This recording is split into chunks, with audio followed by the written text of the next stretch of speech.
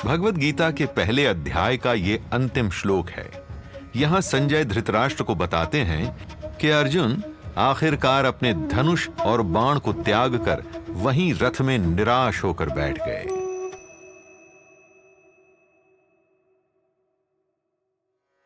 दुविधा, व्याकुलता और अंततः हताशा और विषाद, अर्जुन इन सभी अवस्थाओं से गुजर चुके हैं। भगवत गीता का ये पहला अध्याय इसी कारण अर्जुन विषाद योग के रूप में जाना गया है। दिन के उजाले में नहीं, रोशनी का सही महत्व तब समझ आता है जब अंधेरा हो जाए। उसी प्रकार धर्म, विवेक, ज्ञान, इन सभी का महत्व तभी ज्ञात होता है जब आप किसी भीषण बाधा में हो। अर्जुन की इसी बाधा, इसी विषाद का खंडन करने के लिए अब आगे के अध्यायों में श्री कृष्ण उपदेश देंगे, जिनसे न केवल अर्जुन अपितु समस्त मानव जाति का कल्याण होगा।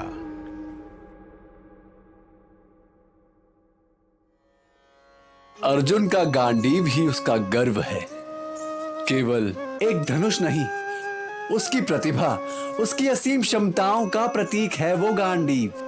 परंतु वैसे में जब अर्जुन भावनाओं के बवंडर में फंस गया है, वो गांडीव भी उसके हाथ से उतर गया है। उसकी क्षमताएं, उसकी प्रतिभा किसी काम की नहीं।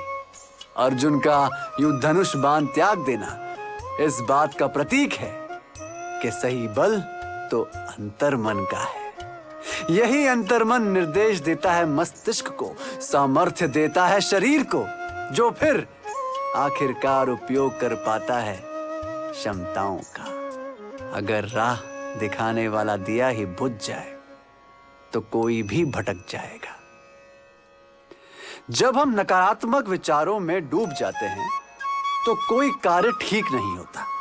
परंतु जहां अपनी क्षमताओं को पहचानना एक योग्यता का प्रतीक है, वहीं दुविधा के क्षणों में विनम्र हो जाना, सर झुकाकर किसी गुरु के सामने समर्पण कर देना, यह भी एक ऐसी योग्यता है जो कि अर्जुन में परिपूर्ण है। अर्जुन ने अपने हृदय की सभी शंकाएं मेरे समक्ष साफ मन से रख दी। उन सभी का निवारण अब मैं करूंगा। अगर किसी चिकित्सक से अपना रोग छिपाएंगे तो फिर कैसे होगा उपचार? इसीलिए छिपाइए मत, अपने अहम को शांत कीजिए और भीषण दुविधा के क्षणों में किसी हितैषी, किसी मित्र, किसी गुरु को अपनी मनस्थिति अवश्य बताएं। उपाय ऐसी विनम्रता से ही निकलते हैं।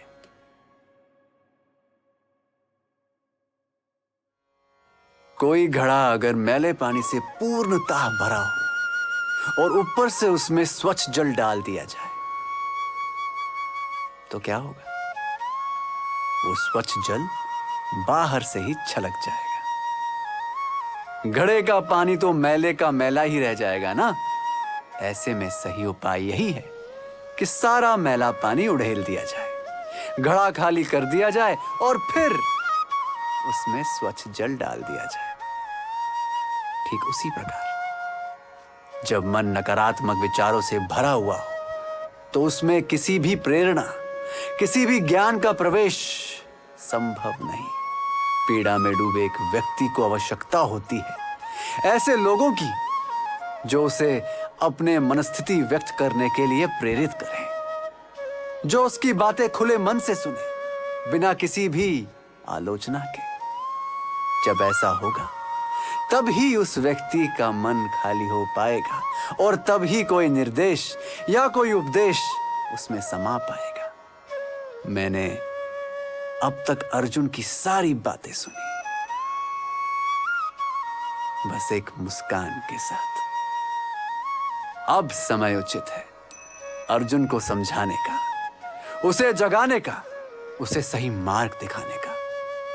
आप भी किसी भरे हुए घड़े में और पानी मत डालिए, धीरज रखिए, उस घड़े को खाली होने दीजिए और ऐसा होने के पश्चात ही अपने अनुभव साझा कीजिए, अपने सुझाव दीजिए। आपका उद्देश्य अपना ज्ञान प्रकाशित करना नहीं, आपका उद्देश्य है कि वे आपका ज्ञान अर्जित कर पाए। विचार करके देखिए।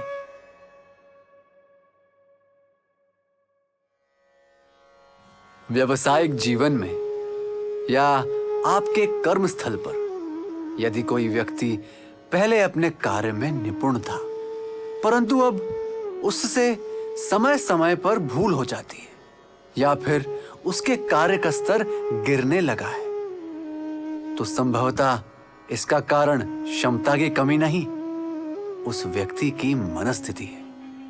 कोई ऐसी परेशानी जिससे वे जूझ रहे हैं, कोई ऐसी असुरक्षा जिसने मन में घर कर लिया है, अथवा कोई ऐसा कारण कि वे इस कार्यस्थल से ऊब चुके हैं। कोई भी कुशल और योग्य व्यक्ति रातों रात अयोग्य नहीं हो जाता। अगर आप अपने संगठन में लोगों का नेतृत्व करते हैं या फिर आपका कोई सहकर्मी ऐसी परिस्थिति से निकल रहा है, तो उपयुक्त यही होगा कि आप उनकी भावनाएं समझने का प्रयत्न करें। ऐसे समय में उन्हें मानसिक सहयोग दें। आपका ये आचरण उन्हें अपनी परेशानी से उभरने का बल देगा, उनके भीतर आत्मविश्वास जगाने में सहायक होगा। यह न केवल संगठन के उद्देश्यों के लिए आवश्यक है, अपितु मानवता के दृष्टिकोण से भी यही सही है। इससे आपसी विश्वास और तालमेल भी सुदृढ़ होगा।